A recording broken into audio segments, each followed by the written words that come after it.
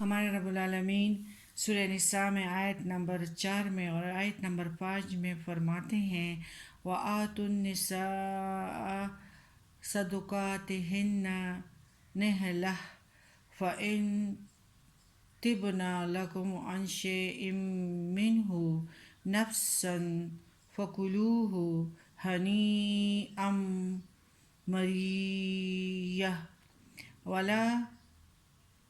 تؤلوا السفهاء أموالكم التي جعل الله لكم قياما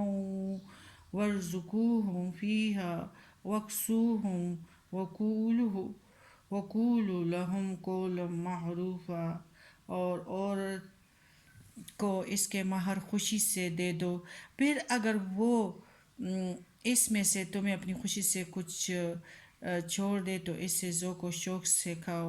اور بے وقوفوں کو مت پکڑواؤ ان کے مال جنہیں اللہ نے تمہارے گزران کا سبب بنایا ہے، اور اسی میں سے کھلاتے اور پہناتے رہو اور ان سے معقول بات کرو۔ صدقات ہن ان کے مہر صدقات اور صدقات کا واحد صدقہ ہے جو خیرات اور زکوٰۃ کے معنوں میں بھی استعمال ہوتا ہے۔ یہاں صدقہ سے مراد بیوی کے حق مہر کے معنوں میں ہے۔ نکاح اور بیوی کے بارے میں مزید احکامات اس آیات میں بیان کر دیے گئے ہیں۔ اللہ کا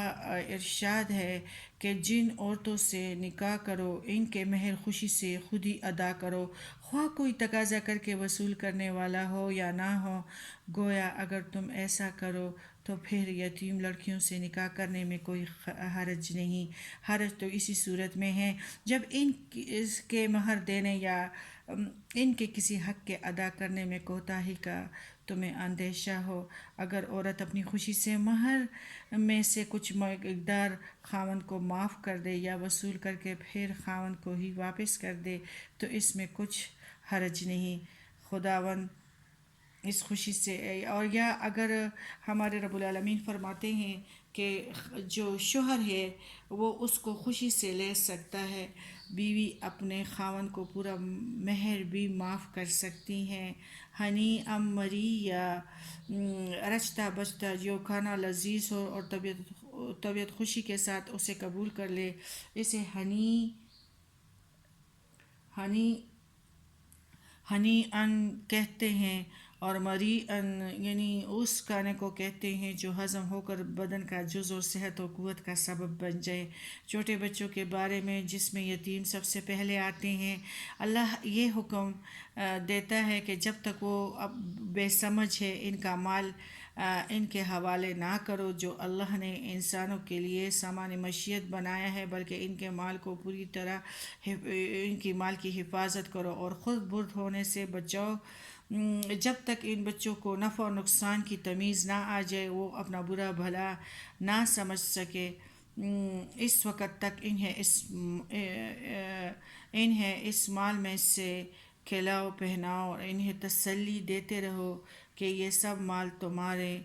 تمہارا ہی ہے اور ہم صرف تمہاری خیر خواہی کے لیے اس کی حفاظت کرتے ہیں۔ جب سمجھدار ہو جائے تو یہ مال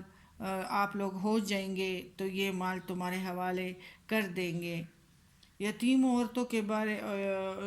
بچوں اور اس طرح عورتوں کے بارے میں بھی ان احکامات